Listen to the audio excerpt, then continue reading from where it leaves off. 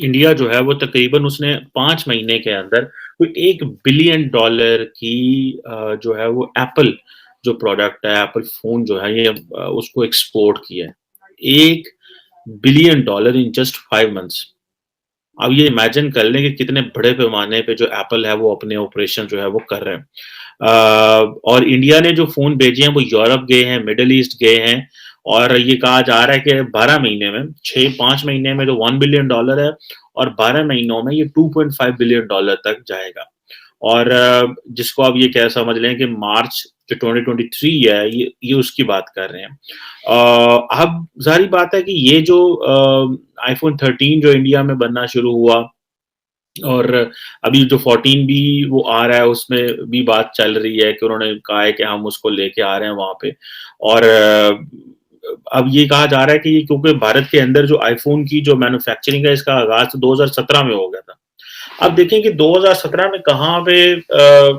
बात चली और फिर ये अभी तक यहाँ पहुँची है, तो it takes a lot of time. अब ब्लूमबर्ग जो है वो ज़ाहिर बात है जिस चीज़ का इशारा दे रहा है वो कह रहा है कि ये अगर ये ट्रेंड जारी रहा तो आइंदा आने वाले दिनों में जो बड़ी टेक कंपनीज़ हैं वो सारी की सारी इंडिया जो है वो शिफ्ट होंगी। अब ज़ाहिर बात है कि जो आईफ़ोन 14 है उसके अंदर जो टेक्नोलॉजी है और जो बहुत सारे सिक्योरिटी फीचर जो मुतारफ़ कराए गए हैं अब जो ज़ाहिर बात है कि वो इंडिया के लिए और ज़्यादा वो चीप होगा।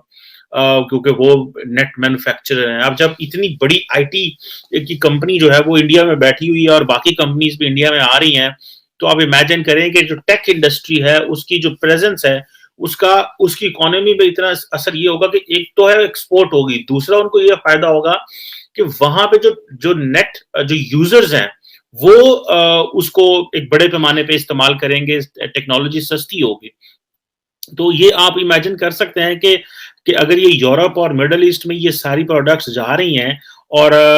तो आप अंदाज़ा कर लें कि ये 2023 में वो कह रहे हैं कि तकरीबन ढाई अरब डॉलर की एक्सपोर्ट जो है वो यहाँ से होगी। तो नरेंद्र मोदी ने जो मिशन बनाया है वो हम तो उसको समझ रहे हैं पॉलिटिकल लेंस में। इंडियंस ने नरेंद्र मोदी को देखा है इकोनॉमिक लेंस के अंदर और मेरा ख्याल है यही वो चीज़ है जिसको शायद पाकिस्तान को थोड़ा-सा इसको इस लेंस से भी देखना पड़ेगा कि भाई you just can't look India from political lens all the time. You have to look it from other lens. So India ने जो अपनी ऑटोनॉमी अपने अपनी फॉरेन पॉलिसी में रखी हुई है, दिस इज ये इनको वेस्ट को बड़ी खटकती है और और उनको पता है कि अगर हमने ये चीजें ये कॉन्टिन्यूस रही तो ये अब अगर आपने मैन्युफैक्चरिंग हब इंडिया को बनाना है सो इंडिया से हमें क्या लेना है और ये जो प्राइम मिनिस्टर मोदी ने रशिया में बैठ के पुतिन के सामने कहा था कि this is not an era of war basically prime minister Modi जो है वो वेस्ट को ये बता रहा था कि भाई आप जो चीजें इंडिया में लेके आएंगे हम आपके मॉडल के साथ चलेंगे this is what prime minister Modi saying अब ये अंदाजा कर लें आप कि लेकिन वो ऑटोनॉमी भी रखना चाहते हैं वो ऑटोनॉमी भी रखना चाहते हैं और वो चीजें जो हैं वो भी चलाना चाहते हैं सो ये एक बड़ी इंटरेस्टिंग डेवलपमेंट है कि और अगर आपको याद हो पहले तो एक जो ताइवान का जो फॉक्सकॉन जो टेक्नोलॉजी ग्रुप है वो इंडिया में बैठ के चीजें डेवलप कर रहा था लेकिन अब आके आपको पता चल रहा है कि अगर वो अब वो सारा कुछ इंडिया को जो है वो देने की कोशिश कर रहे हैं और इंडिया क्योंकि जो उसने मैं देख रहा था रिसेंटली जो प्राइम मिनिस्टर मोदी ने एक इनिशिएटिव लिया था कि $10 बिलियन की जो है चिप इंडस्ट्री में जो सेमीकंडक्टर इंडस्ट्री में लगा रहे हैं उसको जब जारी बात है उसका फिर जारी बात है कि ये एक वो कॉम्पिटिटर बन रहा है खिते के अंदर भी ठीक है जी अब और मजे की बात है कि ये सुनने में आ रहा है और जो मैंने शायद देखा भी था मुझे याद आ रही है कि जो मोदी जी का जो होम स्टेट है गुजरात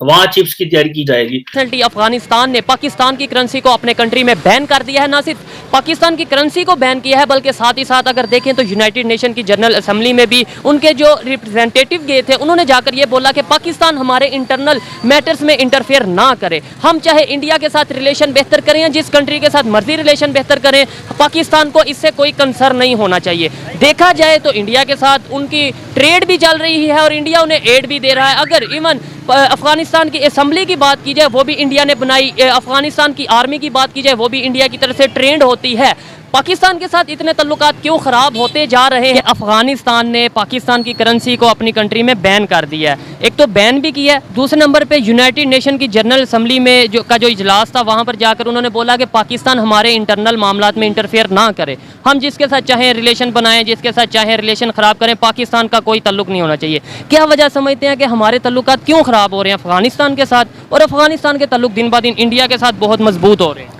जी बहुत शुक्रिया। ये असल मैटर तो है ट्रेड का,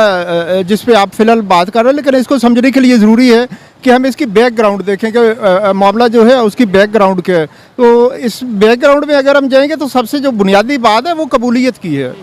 कि हमने तो उनके साथ ज़बरदस्ती ताल्लुक़ रखा हुआ है। कबूलियत नहीं है ना उनकी तरफ से या ना हमारी तरफ से। अब ज़बरदस्ती का ताल्लुक़ क्यों है? ज़बरदस्ती का ताल्लुक़ हमारा ड्यूरेंट लाइन है। जाहिर है पाकिस्तान की सबसे जो लंबी है बॉर्डर लाइन है वो हमारी महफूज